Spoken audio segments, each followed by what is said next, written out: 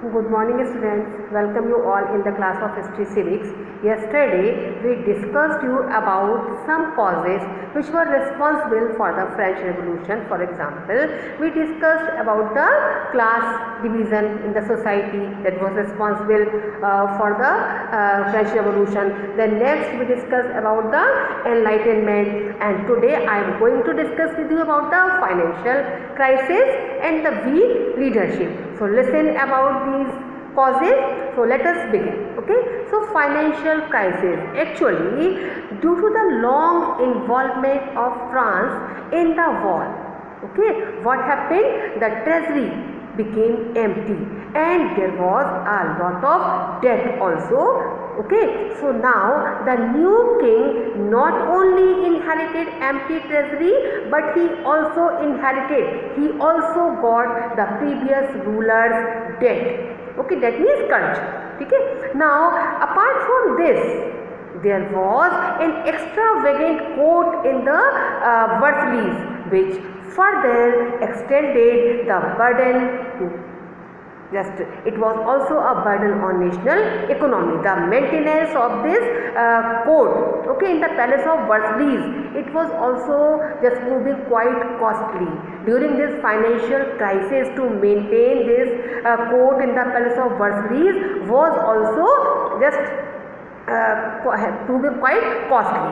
So now, and the ruler of France, Louis XVI, okay, he was spending the money lavishly and he was living a very luxurious life. Okay, in 1774, Louis XVI, he ascended the throne of France and he was a young man of 20 years. He married to the Austrian princess. Okay, so he just proved to be quite insincere and irresponsible. In place of solving the problems, solving the matters, he preferred to let the matters drift. He was not interested in solving the matter. Okay, and he also continued the policy of exempting more and more taxes. He also followed the policy of exploiting the first and second states. Okay, and he planned on taxing the nobility who till now were not paying any of the taxes at all. Okay, so nobility just resisted. They were not in favor of paying any tax. And on the other hand, the wife of Louis XVI, okay, she was only increasing the problems. She was just equally extravagant in her spending.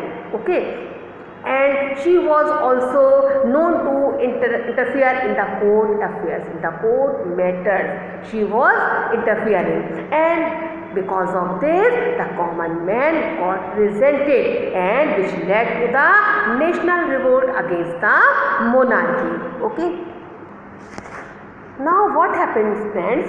In May, in the month of May 1789, Louis XVI proposed to host a meeting in order to get the consent for imposing new taxes.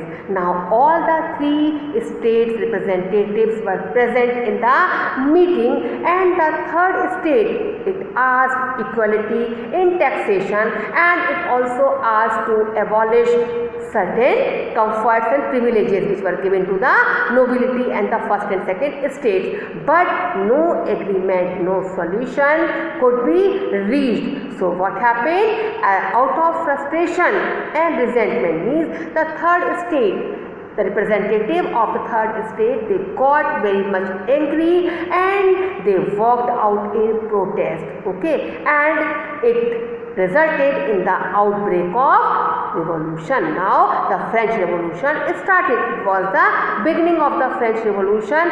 Now what happened? Third state formed a national assembly, and this national assembly just assembled in a royal indoor tennis court, and here they took an oath to form a democratic government and constitutional monarchy. So on 14 July 1789, the revolutionaries, they stormed the Bastille, and here they set free the prisoners, most of whom they were imprisoned for opposing the government, for opposing the unjust policies of the government. They were imprisoned here. So now these prisoners, they were set free by these revolutionaries. Okay, and this event is popularly known as the storming of the Bastille. It also symbolizes the fall of autocracy in France, fall of monarchy in France. Now after that what happened? The newly formed National Assembly took all the matters into their own hands and arrested Louis XVI and his wife, and both of them were executed. Okay, Louis XVI and his wife, they were executed, they were murdered by this National Assembly, and this ended the monarchy and a republican form of government was established in France. Now the French National Assembly adopted a new constitution and just adopted the declaration and made the declaration of the rights of man and of the citizen. According to this declaration, now all men, it was said that all men are born free and are equal before law, okay, and cannot be denied for right to property and life, okay. Everyone is free just to live his life, okay. And it also guaranteed, this new declaration of the rights of man and citizens guaranteed the freedom of speech, expression and protection from arrest without reason. Okay, so this is all for today. If any point is not clear, if any query, you can ask me in the upcoming live class. Till then, have a good day.